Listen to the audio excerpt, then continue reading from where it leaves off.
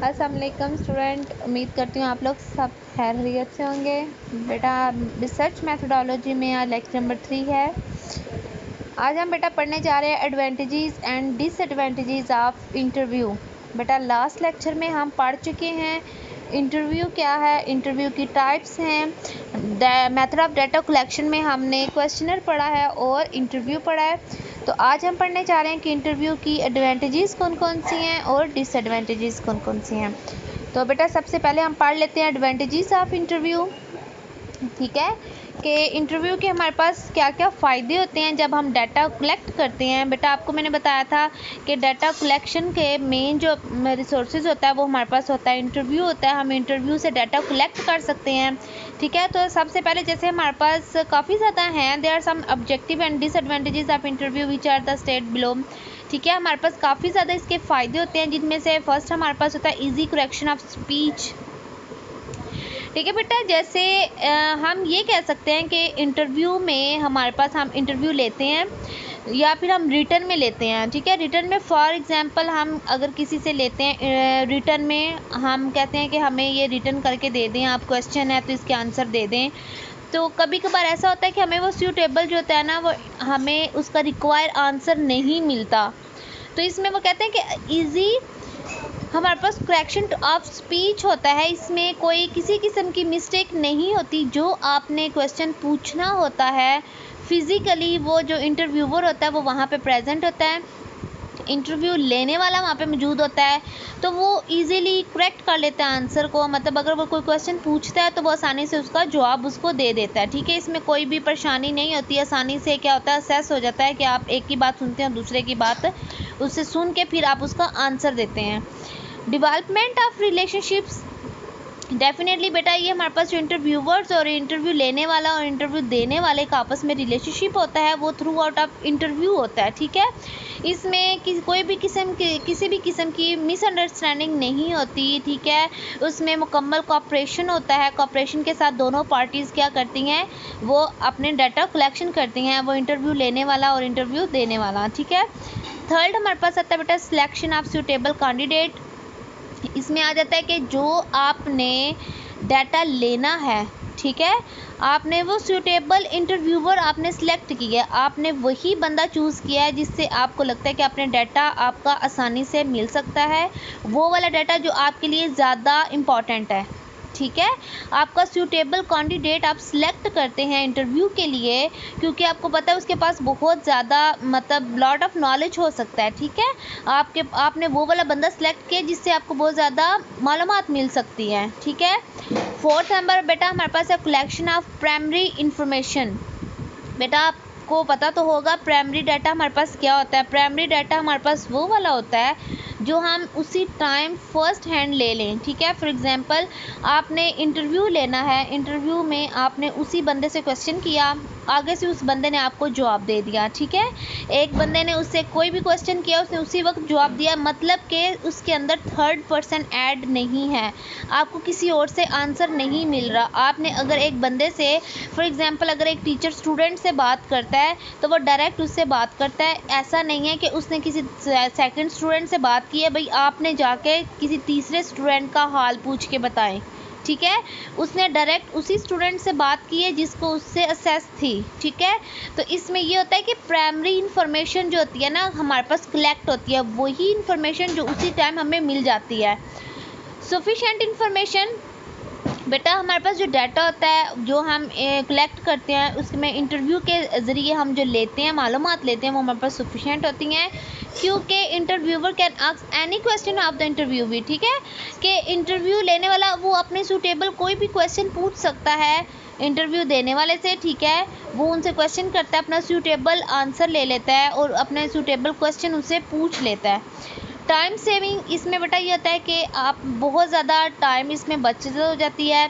मतलब लाइक आपने इंटरव्यू लेना है तो जो चीज़ें आपने लिख के करनी है आप वो बोल के बता सकते हैं, आप उससे मालूमात अपनी ले सकते हैं। ठीक है, कम्युनिकेशन ईजी होती है कि हम टाइम कम वक्त में ज़्यादा हम जिसका बोलते हैं। ठीक है, ऐसा होता है कि वॉइस मैसेज जैसे आजकल व्हाट्सएप पे होते हैं, ठीक है, हम टाइपिंग से बेहतर होता है कि हम वॉइस मैसेज कर लेते हैं, तो वो क्या होता है कि आपका टाइम सेव हो जाता है। लेस कॉस्टली, बेटा इसमें हमारे पास ज़्यादा ऐसा नहीं है कि हमने बहुत ज़्यादा प्रिंट निकालने हैं, हमने क्वेश्चन लिखे हैं, ठीक है, पेजेस लगे हैं, फिर हमने वो पेजेस, जाहिर सी बात है जिन्होंने वो डाटा कलेक्ट करना है वो लोग रखे हैं, उन लोगों को पे करना पड़ेगा, ऐसा कुछ भी नहीं है। हमने सिर्फ एक बंदे का इंटरव्यू लेना है, उसके ज़रिए हमने इन्फॉर्मेशन ले लेनी है कम्युनिकेशन करके। तो ये I think low cost method of communication होता है, ठीक है, जब हम इंटरव्यू लेते हैं, और ये बहुत आसान होता है। इंक्रीजिंग नॉलेज, बेटा देखिए अब जब दो बंदे होते हैं आपस में बातें कर रहे होते हैं, बातचीत कर रहे होते हैं, तो डेफिनेटली एक बंदे के पास जितनी इन्फॉर्मेशन होती है उसने अगले बंदे को ट्रांसफ़र करनी होती है, ठीक है। कभी कभार हम जब इंटरव्यू ले रहे होते हैं ऐसी बहुत सारी बातें होती हैं जो हमें अगले से समझ आ जाती है, हमें अगले से पता चलती हैं, या फिर इसमें आपको कॉन्फिडेंस आता है जब आप इंटरव्यू किसी से लेते हैं। आप इंटरव्यू के दौरान बैठे हुए होते हैं और जाहिर सी बात है दो बंदे जब बैठे हों तो डेफिनेटली जिससे हम कहते हैं कि गर्ल्स बैठी हों तो बहुत ज़्यादा बातें एक दूसरे की इन्फॉर्मेशन मिलती है, ठीक है। इसी तरह फॉर एग्जांपल कि इंटरव्यूअर में जो आप इंटरव्यू ले रहे होते हैं तो बहुत सी ऐसी बातें होती हैं जो इंटरव्यूअर को भी समझ आती हैं, और कई दफ़ा इतना होता है कि वो जो इंटरव्यू देने वाला होता है उसको मतलब पता चल जाता है कि ये वाली इन्फॉर्मेशन है इस टाइप की होनी चाहिए। तो ये बहुत ज़्यादा इंक्रीजिंग नॉलेज हो जाता है, आइडियाज़ बहुत ज़्यादा मिल जाते हैं। Explore case behind the problem, बाज़ औक़ात जब हम बैठे हुए होते हैं आमने सामने बैठ के हम बातें करते हैं, हम बहुत सारी मालूमात ऐसी होती हैं, ऐसे बहुत सी प्रॉब्लम्स होती हैं जो सॉल्व आउट हो जाती हैं, ठीक है, वैसे नहीं हो रही होती, लेकिन जब हम आमने सामने बैठ के बातचीत करते हैं, जैसे बिज़नेस जो होती है ना, बिज़नेस प्रॉब्लम्स होती हैं, ठीक है, उनके ऊपर जो बहस की जा रही होती है, तो वो जब आमने सामने बैठ के इंटरव्यू ले रहे होते हैं, दे रही होती हैं, तो फिर बहुत से ऐसे मसाइल होते हैं जो वहाँ पर ही हल हो जाते हैं। इसमें हमारे पास एक आता है डेप्थ एनालिसिस, हमारे पास आ जाता है बेटा। इसमें बहुत सारा इन्फॉर्मेशन जो हमारे पास होती है, जो हमने डाटा कलेक्ट की होती है, उसके ऊपर जो प्रॉब्लम्स होती हैं हम थ्रू आउट एनालिसिस के ना हम फाइंड करते हैं। हम सक्सेसफुली उस एनालिसिस करने के बाद ना हम इंटरव्यूअर का जो हमारा बेस्ट ओपिनियन होता है ना वो हमें सामने आ जाता है। सॉल्विंग लेबर प्रॉब्लम्स, बेटा कई दफ़ा ऐसा होता है कि ये बहुत कॉमन होता है कि इंडस्ट्रीज़ वगैरह में लेबर की प्रॉब्लम्स होती हैं, तो बाज़ औक़ात ऐसा होता है कि हमें मैनेजमेंट को इंटरव्यू के ज़रिए ही उसको सॉर्ट आउट करना पड़ता है। तो ये जितनी भी इस तरह की प्रॉब्लम्स होती हैं, ये इंडस्ट्रीज़ वगैरह जितनी भी होती हैं वहाँ पे जो भी छोटे छोटे इश्यूज़ होते हैं, बहुत ज़्यादा कभी कभार हमारे लिए बहुत ज़्यादा बड़े इशू हो जाते हैं, ठीक है बेटा। तो उनको सॉर्ट आउट करने के लिए हम क्या करते हैं, थ्रू आउट कम्युनिकेट करते हैं, इंटरव्यू करते हैं। फ्लैक्सिबल बेटा होती है, इसमें एडवांटेजेस हमारे पास होते हैं, डाटा हमारे पास फ्लैक्सिबल आ जाता है, वो हमारे पास बिल्कुल क्लियर होता है। डिसएडवांटेजेस ऑफ इंटरव्यू, बेटा जैसे किसी भी चीज़ के जब फ़ायदे होते हैं ना तो उसके साथ साथ उसके नुकसानात भी बहुत ज़्यादा होते हैं, ठीक है। इनकम्प्लीट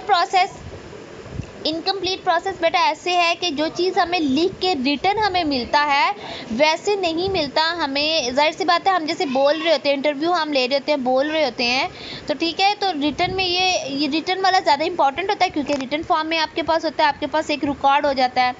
जैसे सेकंड हमारे पास है नो रिकॉर्ड, तो बेटा जो अब हम इंटरव्यू में हम बातचीत कर रहे होते हैं, ठीक है, कई दफ़ा ऐसी बातें होती हैं जब हम बोलते हैं हमें याद होती हैं, वो बंदा गायब होता है, साथ साथ उसकी बातें भी थोड़ी सी माइंड से निकल जाती हैं, ठीक है, हम आधी बातें तो वहीं भूल जाते हैं।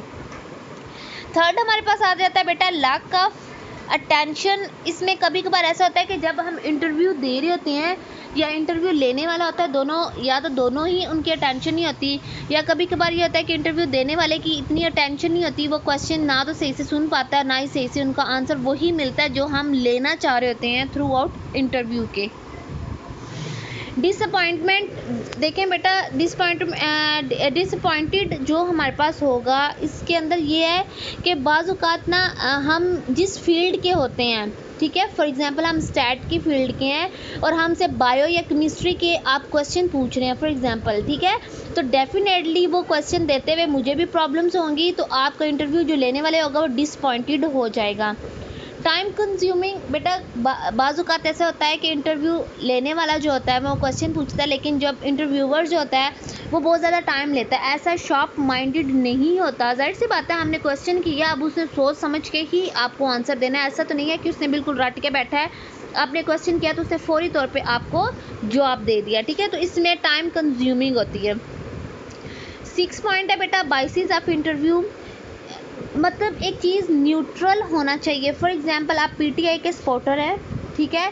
तो आपने ऐसा नहीं सोचना कि आपने जो क्वेश्चन किया है वो अगला आपकी हमायत पे ही आंसर दे। डेफिनेटली वो किसी और पार्टी का भी हो सकता है, ज़रूरी नहीं है वो पीटीआई की सपोर्टर हो। आपने क्वेश्चन किया, अगले ने कोई नून लीग का आंसर दे दिया है, तो डेफिनेटली आपका आपने ये चीज़ नहीं रहनी है, ये ना हो कि वहीं पर लड़ाई होना शुरू हो जाए। और बाजू का अक्सर हम पॉइंट्स में देखते हैं कि वहाँ पे ये इस तरह की बातें हो रही होती हैं और वहाँ पे इंटरव्यू के दौरान ही लड़ाइयाँ हो जाती हैं।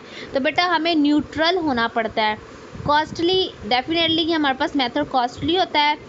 इनएफिशिएंसी ऑफ इंटरव्यूवर्स, हमारे पास जो डाटा कलेक्ट हम करते हैं वो सिमेट्रिक होना चाहिए, लेकिन इसके अंदर हमारे पास इनसफिशिएंट इंटरव्यूवर होता है, क्योंकि कभी कभार वो हमारा जो रिजल्ट होता है ना मिसलीडिंग पे आ जाता है। Not suitable for personal matters, तो बेटा इसके अंदर ऐसा कभी कभार हमें इंटरव्यू के दौरान बहुत पर्सनल हो जाते हैं, उसमें पर्सनल नहीं होते। ठीक है बेटा, अल्लाह हाफिज़।